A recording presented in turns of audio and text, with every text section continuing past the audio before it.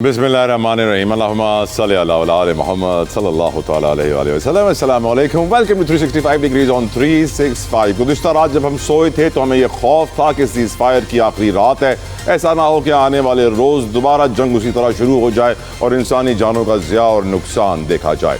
लेकिन अल्हम्दुलिल्लाह, अल्लाह का शुक्र कि पाकिस्तान की मेहनत की बदौलत सीज़ फायर को एक्सटेंशन मिली। डोनाल्ड ट्रंप साहब की ट्वीट में यकीनन जिक्र किया गया पाकिस्तान की लीडरशिप का, जिसमें सबसे पहले फील्ड मार्शल साहब सैयद आसिम मुनीर साहब का शुक्रिया कि उनकी मेहनत की बदौलत प्राइम मिनिस्टर पाकिस्तान मियाँ शहबाज शरीफ साहब की मेहनत की बदौलत ये सीज़ फायर एक्सटेंड हो गया है। लेकिन ये नहीं मालूम कि कितना एक्सटेंड हुआ है।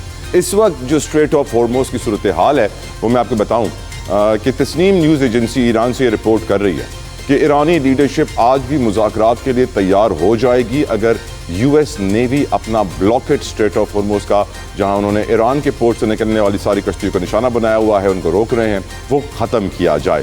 साथ ही साथ आज ये खबर भी आई कि ईरानी फोर्सेस ने आज 2 जहाज़ों पर हमला किया, उनको नुकसान पहुँचाया और वापस मुड़ने पर भी मजबूर कर दिया गया।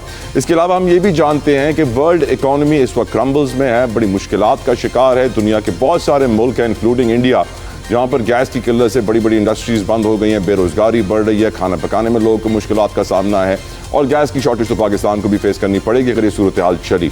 लेकिन जो करंट इकनॉमिक सिचुएशन है, ये सीज़ फायर की सूरत हाल और ये स्ट्रेट ऑफ हॉर्मोज़ की सूरत हाल अगर 2 हफ्ते भी आगे चली तो यकीनन इसका जो इम्पैक्ट है वो बर्दाश्त करना दुनिया के बहुत सारे लोगों के लिए इंतहाई मुश्किल हो जाएगा। ये बहुत ज़रूरी है कि इस सिचुएशन के ऊपर प्रोग्रेस हो, पेशरफ्त हो, मुज़ाकरात हो, एग्रीमेंट हो, बात आगे बढ़े। और एग्रीमेंट में तकरीबन आप जानते हैं कि फ्लेक्सिबिलिटी तो दिखाई गई है, लेकिन जो यूरेनियम इनरिचमेंट की डिग्रेडेशन की बात की जा रही है, डोनाल्ड ट्रंप के लिए तो आप जानते हैं कि हमारे प्रोग्राम में बहुत सारे तज्ज़ियाकारी आकर कह चुके हैं कि जब तक वाइट हाउस का इंटरनेट बंद नहीं किया जाएगा तब तक मुश्किलात बरकरार रहेंगी, क्योंकि डोनाल्ड ट्रंप की ट्वीट्स की वजह से उनके ऊपर कभी इनसाइडर ट्रेडिंग के इल्ज़ाम लगते हैं कि उनकी ट्वीट से पहले बहुत सारी इन्वेस्टमेंट्स कर दी जाती हैं मार्केट्स के अंदर और जैसी तेज़ी आती है तो फिर सेलिंग देखी जाती है। और ये इल्ज़ाम हमेशा लगता आया है जब से उन्होंने वेनेजुएला में कार्रवाई करके किडनैप किया उनके लीडर को, क्यूबा के अंदर कार्रवाई की और अब ईरान के ऊपर जंग मुसल्लत कर दी गई। गुफ्तगू का आगाज़ करना चाहूँगा, अपने मेहमानों को इंतजार नहीं करवा सकता, मेरे साथ बड़े कमाल में मौजूद हैं, वेलकम करूँगा उन्हें। सबसे पहले ईसार राना साहब ने हमें ज्वाइन किया है, पाकिस्तान के नामवर तज्ज़ियाकारों में से एक हैं, किसी तारुफ के मोहताज नहीं है। IR एक्सपर्ट हैं डॉक्टर मुनव्वर हुसैन पवर साहब, वो भी किसी तारुफ के मोहताज नहीं है, हमेशा हमारी इज़्ज़त में इजाफा करते हैं, हमारे प्रोग्राम का हिस्सा बन के। I am really honoured, grateful, oblige. सारे मेहमानों का शुक्रिया अदा करूंगा। मैं गुफ्तगू का आगाज़ करना चाहूँगा ईसार राना साहब आपसे। ईसार साहब, आप हमेशा गवर्नमेंट के मेहनत के ऊपर एक क्रिटिकल रिव्यू रखते हैं और आपकी नज़र में आज तो हमें खुश होना चाहिए बहुत ज़्यादा अपनी लीडरशिप से, फील्ड मार्शल साहब से, प्राइम मिनिस्टर साहब से फ़ख्र करना चाहिए कि पाकिस्तान जैसे मुल्क ने दुनिया की इतनी बड़ी ताकतों के दरमियान जंग के दौरान सीज़ फायर भी करवाया और अब सीज़ फायर में एक्सटेंशन भी हुआ। योर ओपिनियन ईसार साहब? इसमें तो कोई शक नहीं, अल्हम्दुलिल्लाह हमने पाकिस्तान में पूरी दुनिया को अपना जो इमेज हमारे लिए बना हुआ था उसको एक नया रंग दिया और दुनिया ने तस्लीम किया। मैं तो ये कहता हूँ कि सलामती कौंसिल अक़वाम मुत्तहिदा ख़त्म हो गई है, अब दुनिया में इस वक्त सलामती कौंसिल इस्लामाबाद है, जहाँ दुनिया अपने आके मसाइल हल कराती है, अपने झगड़े निपटाती है। तो क्रेडिट गोज़ टू एवरीबॉडी जिन्होंने इसमें अपना किरदार अदा किया। और वो लोग भी जिन्होंने इस्लामाबाद पिंडी में कुर्बानियां दी हैं, स्कूल बंद है, कोर्ट्स बंद है, हर चीज़ बंद है, उनके लिए भी बहुत सारी सेक्रीफाइसेस हैं जो उन्होंने दी हैं पाकिस्तानियों ने। अब आप देखें ना, मुझे कहते हैं मैं हुकूमत पे वो करता हूँ, आप मुझे जान के ना एक गेम देते हैं खेलने। मैं तो सर बता रहा हूँ कि उन पाकिस्तानियों ने कुर्बानी दी है, मैंने गेम जान के नहीं दी है सर। यकीन एंकर है कि आप इतनी खूबसूरती से ईसार राना अगर तारीफ करता है ना तो आप कहते हैं कि केड़े पासे टुर पे हैं, तेरा ये रास्ता नहीं है, तू इस तरफ आ, मैं तुझे खिलाता हूँ। देख मैं बताता हूँ किस पे बात करनी है यार। अब मैं आपको सलूट करता हूँ कि आप कमाल आदमी है, मैं तारीफ कर रहा हूँ अपने भाई, लेकिन एक बात सुन ले मेरी आप, मुझे जो पंजाबी का एक मुहावरा है कि डिगे खोती तो ते गुस्सा को म्यार। मेरी पंजाबी कमजोर है, समझाइएगा अभी। मैं समझाता हूँ कि हम बाज़-औक़ात गधे से गिरते हैं और कुम्हार के ऊपर गुस्सा निकालते हैं।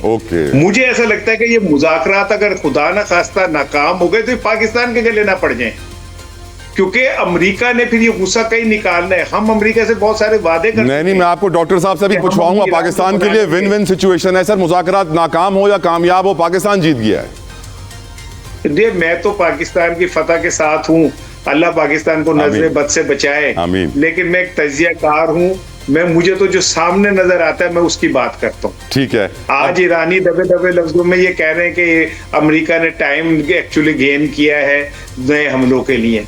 ये बात मैं आपके प्रोग्राम में आपसे 1-1.5 हफ्ते पहले भी कह चुका हूँ कि ये सीज फायर का अमेरिका को क्या फायदा हुआ है। आपके साथ ही बात की थी मैंने। तो आज हम वो भी यही कह रहे हैं, ट्रंप ने कल यही कहा है कि हमें इस सीज फायर से मौका मिल गया कि हमने अपने असले सीधे कर लिए और हम दोबारा ताकत से आ रहे हैं। तो मैं ये समझता हूँ कि ये विन विन सिचुएशन हो सकती है, लेकिन इन द लॉन्ग रन हमारे लिए चैलेंजेस खत्म नहीं हुए। हमें ये जंग खत्म करवानी है तो हमारी जो है ना फतह होगी। अदरवाइज मुझे, क्योंकि डोनाल्ड ट्रंप की नफ्सियात का पता है, दुनिया में 2 लोगों के ट्वीट्स ने हमेशा दुनिया को हिला के रख दिया है, एक डोनाल्ड ट्रंप, एक इमरान खान। इमरान खान के ट्वीट्स बंद हो गए, डोनाल्ड ट्रंप के बंद नहीं होने वाले, क्योंकि डोनाल्ड ट्रंप के ऊपर इतने ताकतवर लोग नहीं है कि उसके ट्वीट बंद कर दें। बिल्कुल ठीक सर। डॉक्टर मुनव्वर हुसैन परवर साहब, आप बहुत क्रिटिकली एग्जामिन कर रहे हैं पूरी सिचुएशन को ऑल ओवर द वर्ल्ड।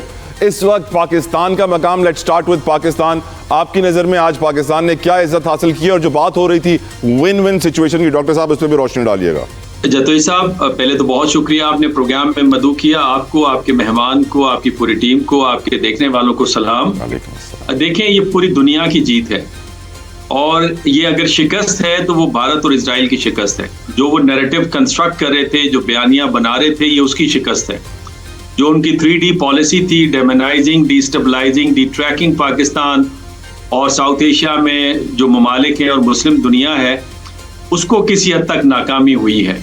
लेकिन मामला यहाँ रुकता नहीं है, मामले को आगे लेके जाना है, मामले को कामयाब बनाना है, और कामयाबी के चांसेस 70% बिल्कुल वाज़ेह तौर पे नजर आ रहे हैं।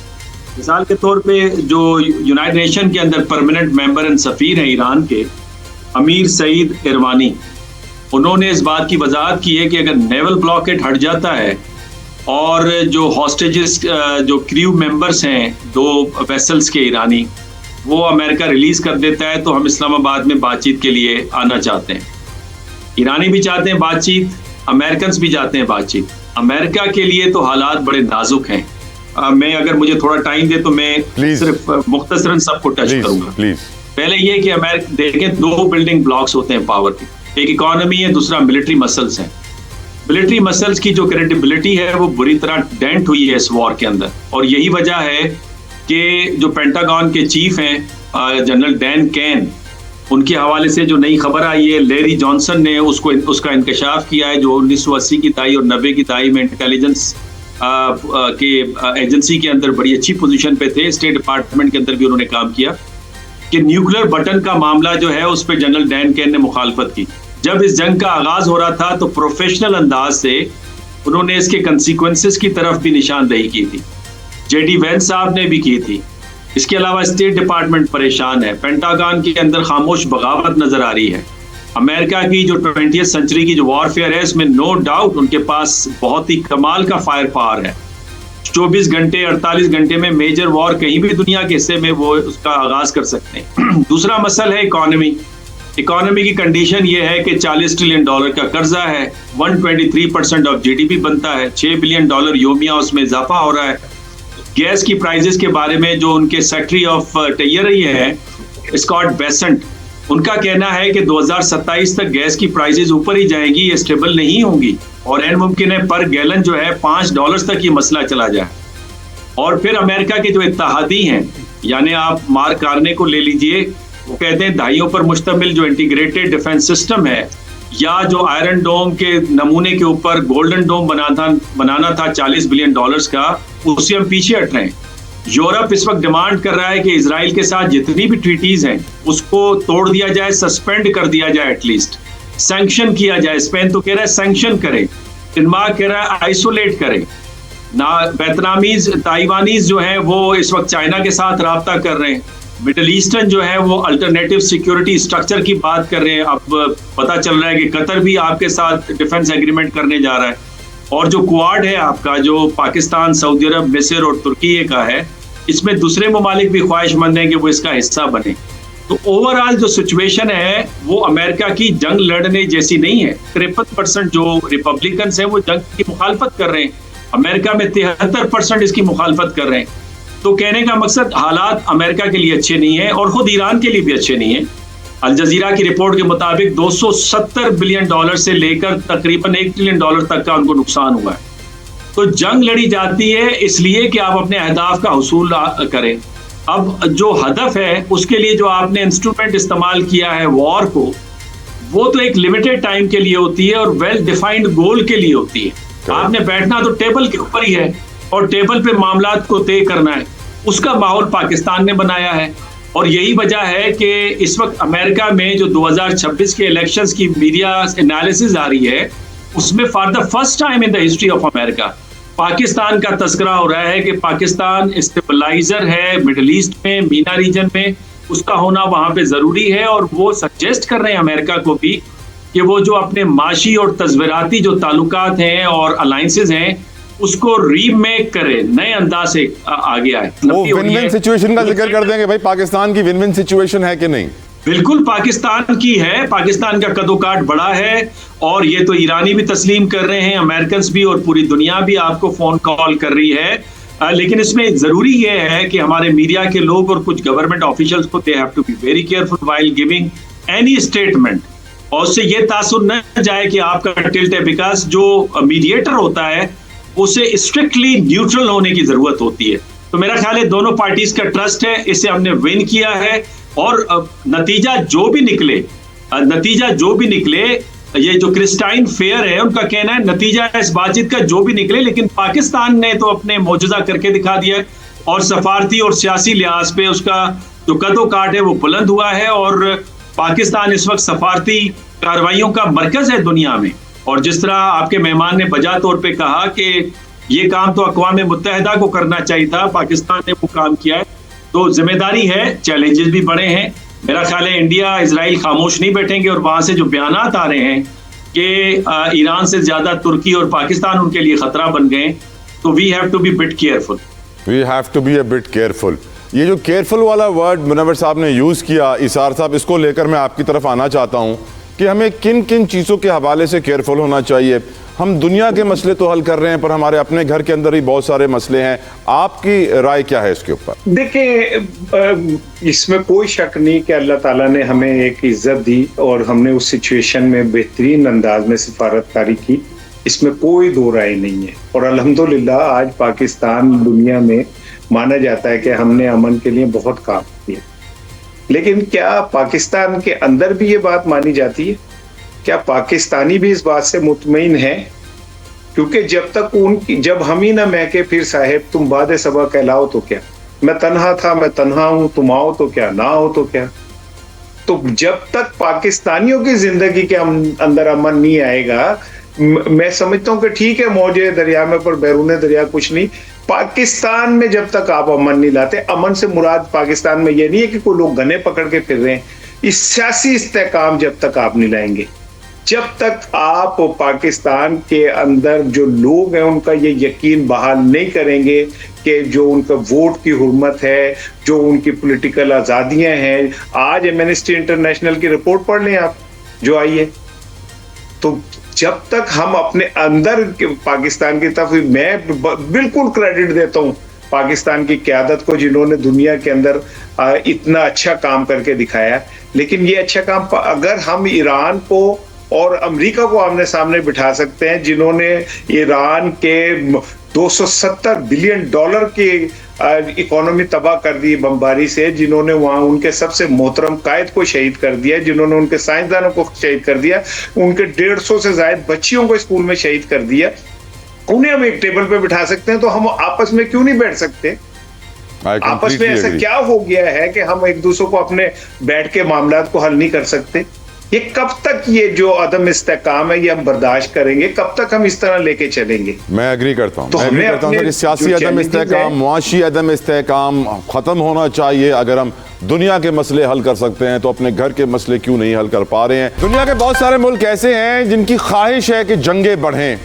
हम जानते हैं कि मोदी को एक जंगी जुनून है और उसने आज से 1 साल पहले पहलगाम में एक फॉल्स फ्लैग ऑपरेशन करते हुए पाकिस्तान पे जंग मुसल्लत की थी।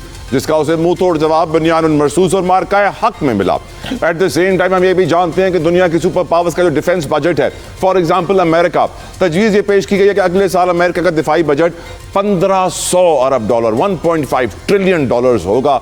इससे मालूम पड़ता है कि वॉर इकोनॉमी बढ़ती जा रही है और जंगें भी आने वाले वक्त में इसी तरह होती रहेंगी और अल्लाह करे कि पाकिस्तान अपना किरदार अदा करे जंगें रोकने में। लेकिन ये जो लोग हैं दुनिया में जो बड़े ताकतवर समझते हैं अपने आप को, चाहे वो बेंजामिन नेतन्याहू हो, नरेंद्र सिंह मोदी हो, डोनाल्ड ट्रंप हो, इनके ऊपर जंगी जुनून सवार है। और लेट्स स्टार्ट विद मोदी।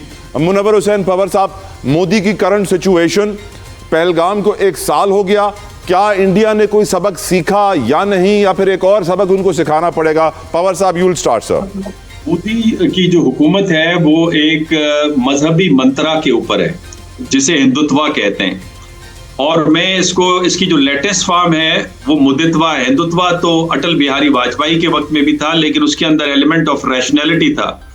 इस वक्त 3R फिनोमेना मोदी की पॉलिसी में नजर आ रहा है कि रिएक्टिव पॉलिसीज हैं, रिप्रेसिव हैं और रिपल्सिव हैं। उसमें आपको एलिमेंट ऑफ रैशनैलिटी नहीं है।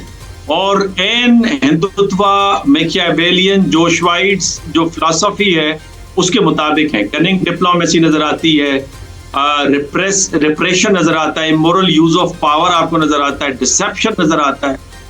और वो दरेक इससे नहीं करते कि वो अपने लोगों पे हथियार चलाते हैं, खित्ते के ममालिक के अंदर इंटरवेंशंस करते हैं या फिर एक रीजन का या दुनिया का अमन खराब करते हैं। उनका मकसद एक ही है।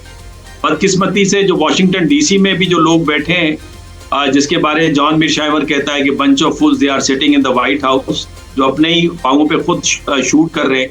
इसी तरह से जो भारत के अंदर रिजीम है और बदकिस्मती से जो इजराइल के अंदर नेतन्याहू जो बैठा है, इन तीनों ने मुल्कों की, अपनी ममालिक की तकदीर को खतरे में डाल दिया है। अमेरिका सुपर पावर के स्टेटस से नीचे गिर पड़ा है। इंडिया के बारे में अब ये तशवीश है कि वो टूटने की तरफ जा रहा है। अगर मैं बीइंग पाकिस्तानी कहूं तो शायद ये गलत होगा, कहेंगे कि जज्बाती है। अदरवाइज जो खशवत सिंह उनके बड़े नोन नॉवेलिस्ट हैं, 2003 में उन्होंने एंड टू द इंडिया किताब लिखी। उन्होंने कहा ये जो ट्रेंड चल रहा है इस वक्त, अगर ये जारी रहा तो भारत की इकाई मुश्किल में पड़ जाएगी। अवैध शुक्ला ने किताब लिखी है कि जो डेमोक्रेसी है उसका टाइटल है डिसअपियरिंग डेमोक्रेसी ऑफ इंडिया। तो वो हमें नजर आ रही है जमहूरियत नाम की कोई चीज नहीं है। उसके अलावा Holi cause and expansion of buffer zone उन्होंने किताब रिसेंटली लिखी है, जिसमें वो कहते हैं कि सेंट्रल इंडिया से और नॉर्थ इंडिया से जो बफर जोन है वो साउथ इंडिया की तरफ जा रहा है। अब साउथ इंडिया जो है वो लिबरल भी है और साउथ इंडिया जो है वो इंडिया की इकोनॉमी का इंजन है। अगर उसके अंदर भी ये बफर जोन और ये मजहबी इंतहा पसंदी आ जाती है तो भारत गलत रास्ते पे जाएगा। अब भारत इस सारी खामियों को छुपाने के लिए अपने पड़ोसी ममालिक पे एक नेगेटिव प्रोपेगेंडा करता है, false flag operation, false flag narrative बनाता है। आपको याद होगा EU डिसइंफो लैब पकड़ी गई और आपको यह भी याद होगा कि जॉर्ज सारो ने स्टेटमेंट दी थी कि इंडियन डेमोक्रेसी को सबसे बड़ा खतरा तो मोदी के साथ है। करेक्ट। और फिर आपको चंद दिन पहले उनके लेफ्टिनेंट जनरल जो रिटायर्ड रमेश पवार हैं, इस बात को उन्होंने तस्लीम किया। अजीत डोवल ने इस बात का कई दफा जिक्र किया। उनके एक रिटायर्ड मेजर साहब हैं, वो बड़े फनफनाते फिरते हैं, उन्होंने कई दफा इस बात को का इज़हार किया है। आपने अपने सोशल मीडिया पर बताया था अजीत डोवल जब सऊदी अरब पहुंचा तो उसको रिसीव करने के लिए वो एयरपोर्ट स्टाफ आ गए थे और बड़ी उनकी इज्जत अफजाई हुई वहां पे। अब पवर साहब, with your permission, I would like to welcome brigadier Haris Nawaz to the discussion. Brigadier retired Haris Nawaz, अस्सलाम वालेकुम। किसी तारुफ के मोहताज नहीं है, मुल्क के साबिक सूबे रह चुके हैं, नामवर दिफाई तज्जियाकार भी हैं। ब्रिगेडियर साहब, thank you for your precious time. अस्सलाम वालेकुम। ब्रिगेडियर साहब, a few words on Pakistan success. हमने जो कामयाबी समेटी है और साथ साथ पहलगाम को भी 1 साल हो गया है, मोदी के हाल पर भी कुछ बताइएगा। ब्रिगेडियर हारिस नवाज। ये पहलगाम में ये एक जो स्टेट ड्रामा था, फॉल्स फ्लैग ऑपरेशन, मैं तो ये कहूँगा कि हमें शुक्र अदा करना चाहिए इंडिया का कि वहाँ से पाकिस्तान का जंप ऑफ स्टार्ट शुरू हुआ और आज जिस स्टेज के ऊपर हम हैं, आसमान की बुलंदियों पर हैं और इंडिया समुंदर की गहराइयों में दफन हुआ। बिकॉज वहाँ से फॉल्स फ्लैग ऑपरेशन किया, झूठ बोला, 10 मिनट में FIR काट दी, ना इन्वेस्टिगेशन की, ना इंक्वायरी की। हमने दुनिया ने सब दुनिया ने कहा कि इसकी इंक्वायरी करें, इन्वेस्टिगेशन करें। वी सेड हमें एक्शनेबल एविडेंस दें, वी विल टेक एक्शन अगर हमारी कोई इन्वॉल्वमेंट है। वो भी नहीं की। उसके बाद आपके सामने कि जितना हमने कहा उसके बाद सोचे समझे मंसूबे के तहत इन्होंने हमारे ऊपर अटैक कर दिया 6-7। और उसके बाद बहाना ये लगाया कि हम आपकी जो टेररिस्ट कैंप से जा रहे हैं, जबकि मस्जिदों पे, औरतों बच्चों पे अटैक कर दिया, बावलपुर में, मुरीदके में, कहाँ अगर आपको अच्छी तरह याद हो, हर जगह पर उन्होंने अटैक किया। तो इसके साथ फिर उसके बाद फिर हमने फिर भी प्रोवोकेट बी केप्ट क्वाइट, हमने कहा लेट सी कि शायद इनको अकल आ जाए। Then when they started firing BrahMos missile, और उसके बाद ड्रोन पे ड्रोन्स आ रहे हैं, और ये 8 और 9 की नाइट को आपको रिमेंबर होगा, फिर हमारी अर्ली मॉर्निंग नमाज के टाइम में DGI पे ने कहा now wait will tell you. और फिर जो इनको हमने को हाल किया ना इनकी फौज का, और इनके ऊपर जो हमने मिसाइल किए मारे इनको, उसके बाद इनके ऊपर साइबर अटैक, इलेक्ट्रॉनिक वॉरफेयर, इनके जहाज गिरा लिए 8, हम इससे ज़्यादा गिरा सकते थे। और क्रेडिट दें फील्ड मार्शल यासिर मुनीर को कि उन्होंने अपनी पेशा सलाहियतों के मुताबिक पूरी कौम को इकट्ठा किया, और उसके बाद जब हमने बिलान मरसूद में अटैक किया तो ये 2 दिन के अंदर इनको जो शिकस्त फाश हुई, ये आपको याद होगा, ये पहुँच गए जाके अमेरिका के बाद कि खुदा के लिए हमें पाकिस्तान से बचाओ, हमारा बुरा हाल हो गया है। हमने इनकी, अगर याद हो, ग्रेड्स इनके 70% न्यू दिल्ली अंधेरे में चला गया। इनकी हमने कोर चीफ आर्मी स्टाफ की मीटिंग और कोर कमांड की हमने वो हैक कर ली। यहाँ तक हमने फिर इनके S-400 हमने उड़ा दिए, इनके एमुनिशन डप उड़ा दिए, एयर बेसिस जहाँ जहाँ थे इन्होंने हमारे मिसाइल फायर सारे हमने इनको उड़ा के रख दिए। तो इसके बाद जो हमारा हुआ कि हम एक रीजनल स्टेबलाइजर बन गए, इंडिया आइसोलेट हो गया। प्रेसिडेंट हमने फील्ड मार्शल को बुलाया, और वहाँ से ही रियलाइज, जब फील्ड मार्शल ने उनको ब्रीफ किया, देन ही रियलाइज कि he is really professional general, और वहाँ से उनकी लाइकिंग डेवलप हुई है जो आज तक दिन ब दिन बढ़ती जा रही है। और उसके बाद आप देख लें कि हम इस वक्त जो हम रीजनल स्टेबलाइजर हैं, दुनिया हमारे से स्ट्रेटेजिक मुआहदे करने चाह रही है, बातचीत करना चाह रही है। हम उसके बाद अब आप पीस कीपिंग में देख लें, हमने दुनिया को बता दी कि Pakistan peace loving country, piece keeper है, और एक छोटा मुल्क सुपर पावर का, बिल्कुल सही कह रहे हैं, और ईरान का जो एक 47 साल से आपस में दुश्मनी थी, वो हमने उनको एक छत में, एक कमरे में लाके बैठा दिया। This is a biggest gift. And now अभी आपके सामने कल भी फील्ड मार्शल ने उनसे बात की है कि आप अगर ये नेवल रॉकेट खोल दें तो ईरान की जैसे रिस्पॉन्स आएगी, फिर मुज़ाकरात शुरू हो जाएंगी। इसे आई एम कंसिडरिंग, तो आई एम श्योर कि 1-2 दिन के अंदर ये प्रॉब्लम सॉल्व हो जाएगी इंशाल्लाह। और ये पाकिस्तान में मुज़ाकरात दोबारा होंगे, यहीं पर इस्लामाबाद अकॉर्ड साइन होगा, और ये दुनिया की हिस्ट्री में लिखा जाएगा कि पाकिस्तान ने एक थर्ड आलमी जंग को रिवर्ट किया, दुनिया को तबाही धानी। Short on time, sorry to interrupt brigadier साहब। इसार साहब, आपका ओपिनियन, मोदी ने सबक सीखा कि नहीं? अब तो सीख गया होगा। नहीं, वो क्यों सीखेगा सबक? उसकी सर्वाइवल इसमें कि वो एंटी पाकिस्तान नैरेटिव के साथ चले, तो वो कुछ और कर देगा इसके बाद, और इसके बाद कुछ और कर देगा। वो उसकी तो पूरी पॉलिटिकल जो डायनामिक्स हैं वो इस पे खड़ी हैं कि उसने पाकिस्तान के खिलाफ एक नफरत का वोट जो है उसे हासिल करना है, तो करेगा। हमें अपनी जो सरहदें हैं उनको देखना है, उन्हें मजबूत करना है।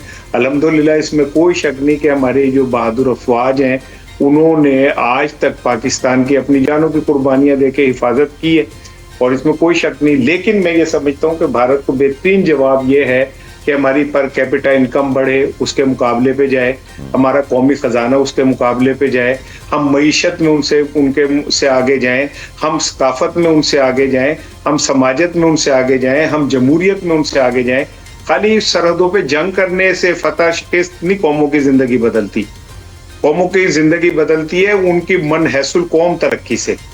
तो मेरी तो ख्वाहिश ये है कि हम इंशाल्लाह वो वक्त आए कि हम भी सर उठा के कहें कि हमारे खजाने में भारत से ज्यादा पैसे हैं, हम कहें कि हमारी एक्सपोर्ट भारत के मुकाबले की है, हम कहें कि हमने इंपोर्ट कम करके अपने पैरों पे खड़ा होना सीख लिया है, हम कहें कि हमारे हुक्मरान बाहर ले जाके पैसे नहीं रखते, हम अपने कहें कि हमारे हुक्मरानों के बच्चे खरबोपति और हमारे बच्चे भूखे नहीं रहते, हम कहें कि हमारा कौमी खजाना सब कुछ कह दिया, कुछ छोड़ा नहीं है आपने सब कुछ कहकर। वो वक्त आया, और इंशाल्लाह वो वक्त आएगा, हम भारत को बताएंगे कि हम उनसे बेहतर अक़वाम है, हम बतौर किरदार भी बहुत अच्छे लोग हैं और उनसे कहीं अच्छे लोग हैं, और अगर वो हमारी तरफ आंख उठा के देखेगा तो हमारी बहादुर सिपाह जो है वो मौजूद है। 2023 में जब गजा में नस्ल कुशी का आगाज इसराइल ने किया, तब से हम रोजाना उसकी बात कर रहे हैं। जब से ईरान जंग शुरू हुई हम उसकी रोजाना बात कर रहे हैं। लेकिन कुछ जंगें दुनिया में ऐसी हैं मुसलमान मुल्कों में जिनका हम जिक्र भी नहीं करते। अफ्रीका दुनिया का वो कॉन्टिनेंट जहां पर बहुत ज़्यादा मिनरल्स पाए जाते हैं, सोना पाया जाता है, तेल, रेयर अर्थ एलिमेंट्स, और उनकी वजह से वहां पर खाना जंगी है, ताकत का मुकाबला है। चाहे वो सूडान हो, चाहे वो सोमालिया हो, चाहे वो लीबिया हो, चाहे वो कॉन्गो हो, चाहे वो युगांडा हो, चाहे वो नाइजीरिया हो, ये सारे मुल्क ऐसे हैं जहाँ पे खाना जंगी है। मुसलमानों की बहुत बड़ी तादाद यहाँ रहती है, लेकिन sadly no one talks about them. मैं यही सवाल पूछना चाहता हूँ अपने मेहमानों से, और इसार राना साहब पहले आपसे, लोग क्यों नहीं इन मुल्कों की बात करते? मैं तो ये दुआ करता हूं कि पाकिस्तान जब ईरान और अमेरिका के दरमियान एग्रीमेंट करे, उसके बाद हमारी डिप्लोमेसी, हमारे लीडर्स अफ्रीका के मुल्क की तरफ अपना रुख करे और वहां पर जो खाना जंगी है, जो गजा में खाना जंगी है, जो लबनान में है, उसको भी खत्म करे। इसार साहब आप शुरू कीजिएगा सर। भाई देखें, एक बात मुझे बताएं कि इस वक्त पूरी दुनिया के ऊपर अगर नजर डालें तो हर जगह मुसलमान ही क्यों लड़ रहा है, मुसलमान ही क्यों मर रहा है, मुसलमान ही क्यों रुसवा हो रहा है। ये खाना जंगियां, ये मुसलमान आपस में जो लड़ते हैं, या ईरान सऊदी अरब के सामने खड़ा है, या उसने 34 मुल्कों की फौज बनाई, यमन के खिलाफ उसका इशू चल रहा है, इराक ईरान 10 साल आपस में लड़ते रहे हैं, हम अफगानिस्तान के साथ लड़ रहे हैं, वहां पे वो एक दूसरे के साथ दस्तो गिरेबा है। तो क्यों नहीं पाया जो मुसलमानों की वो है माइंड, वो जो ज़हीन लोग हैं, वो क्यों इस बात को नहीं समझते कि आखिर वजह क्या है कि मुसलमान आपस में इस तरह एक दूसरे का गिरेबान पकड़ के एक दूसरे को, वो मारने वाला भी अल्लाह अकबर कह रहा था, मरने वाला भी 1400 साल पहले इसार साहब मालूम पड़ गया था कि मुसलमानों को हराना मुश्किल है, इसलिए आपस में लड़वा दो। तो फिर ये बात मुझे पता है और आपको पता है, तो उनको क्यों नहीं पता जो हुक्मरान है? वो उनको पता है, लेकिन वो अमेरिका के गुलाम है, वो अमेरिका के सख्त लफ्ज कहने लगा था, गुलाम है वो। किसी की इतनी जुर्रत नहीं। अमेरिका ने बाय डिजाइन मुसलमान हुक्मरानों को निशाने इबरत बनाया। कज़ाफी को मारा, अनवर सादात को मारा, जमाल अब्दुल नासिर को मारा, जुल्फिकार अली भुट्टो को मारा, शाह फैसल को मारा। जो मुसलमान हुक्मरान ने आंखें निकाली उसको मार दिया, और बता के मारा। भुट्टो ने खत दिखाया था कि ये देखे मुझे खत आया हेनरी किसिंजर का कि मैं तुम्हें निशाने इबरत बना दूंगा, और फिर हमने ही अपने हाथों से भुट्टो को फांसी दी, हमने ही अपने हाथों से उसे मारा, और आखिर मैंने 40 साल हाथ झाड़ के कहा ओहो गलती हो गई। वेल सेड इसार साहब, मेरे पास वक्त कम है, I have to move forward, I am sorry to interrupt. Brigadier sir, your opinion sir. देखिए, बात यह कि मुसलमानों को इस लड़ाई के बाद खास तौर पे जब भी ये हालात हुए हैं, नाउ ये एक रिविजिट करने की जरूरत है इस्लामिक ममालिक को कि दे कौन सी दुनिया में चीज़ है जिनके पास नहीं है। पैसा मिडिल ईस्टर्न कंट्रीज के पास है, लेबर, स्किल मैन पावर हमारे इस्लामिक ममालिक में, J-10, J-17 drones, Turkiye, Pakistan, we are all doing it. Why can that money be reversed? तो ये हमारे इन बैंकों में यहाँ बाहर जाता है, पैसा फ्रीज हो जाता है। तो जब आप खुद यूनाइट हो जाएंगे 57 ममालिक, और आप स्ट्रॉन्ग होंगे मिलिटरीली भी, इकोनॉमिकली भी, फाइनेंशियली भी, लोगों की जॉब अपॉर्चुनिटी, हर चीज़ बेहतर हो जाएगी, तो आपको कोई लड़ा नहीं सकता। अभी इजराइल ने कितनी कोशिश की, तो फील्ड मार्शल के ने इतनी थी कि उन्होंने ईरान को समझाया, वलिया किंग सऊदी अरेबिया को समझाया कि please don't do attack on each other, it is going to be self destruction. और ये इजराइल का जो एक ख्वाब है, ग्रेटर इजराइल का, वो उसका आसानी से ख्वाब पूरा हो जाएगा जब मिडिल ईस्ट पे सब तबाह, ईरान का हवा क्रिएट करके ट्रिलियंस ऑफ डॉलर्स का वेपन एमुनिशन अमेरिकन ने और इनको बेचा, और वो बेचा भी, और वो किसी काम भी नहीं आया, और वो आपके सामने वो डिस्ट्रॉय भी हो गया, और अमेरिका छोड़ के इजराइल की प्रोटेक्शन में चला गया। तो नाउ खलीज वाले की भी थिंकिंग चेंज होती है।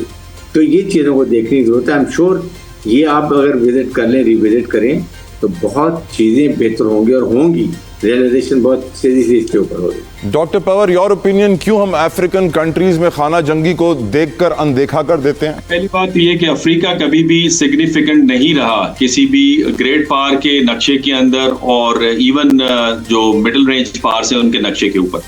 दूसरा ये कि जो खाना जंगी का आगाज हुआ है यमन, सीरिया, लिबिया, उसके बाद आप लेबनान देख रहे हैं, और अब ईरान, और उससे पहले कतर पे भी हमला हुआ। इसके बाद मैं देख रहा हूँ कि मुस्लिम उम्मा इकट्ठे हो रही है। ये जो क्वाड की फर्स्ट मीटिंग थी, कतर के साथ डिफेंस एग्रीमेंट है, ये उसकी तरफ कदम बढ़ाना है। आगे जाके इंडोनेशिया, मलेशिया भी इसका हिस्सा बनेंगे। रही बात यह कि हमें इसे दूसरे एंगल से भी देखना चाहिए। देखें, ये जो मार्क्सिस्ट व्यू पॉइंट है वो ये समझते हैं कि इकोनॉमिक रिसोर्सेज को एक्सप्लॉइट करने के लिए हमेशा बड़ी ताकतें जाती हैं और उस जगह को एक्सप्लॉइट करती हैं। यूनाइटेड नेशन के अम्ब्रेला के तहत अफ्रीका में जितने भी ह्यूमैनिटेरियन ऑपरेशन थे वो उनके रिसोर्सेज को एक्सप्लॉइट करने के लिए थे, और यूनाइटेड नेशन का अम्ब्रेला इस्तेमाल होता था, पीस कीपिंग फोर्सेज इस्तेमाल होती थी, और उसकी खबर बाकी कहीं भी नहीं जाती थी।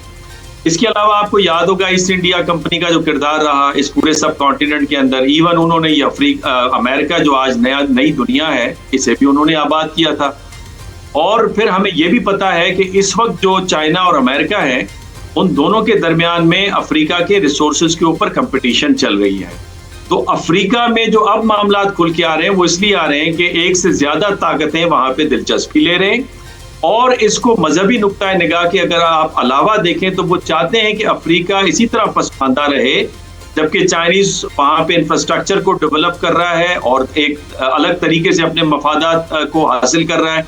अमेरिका जोरे बाजुओं पे यकीन रखता है, जिसे गनबोर्ड ऑफ डिप्लोमेसी कहते हैं। माचूमैन कैरेक्टर बड़ी वजाहत के साथ रिफ्लेक्ट होता है, चाहे वो ईरान का केस हो या अफ्रीका का केस हो।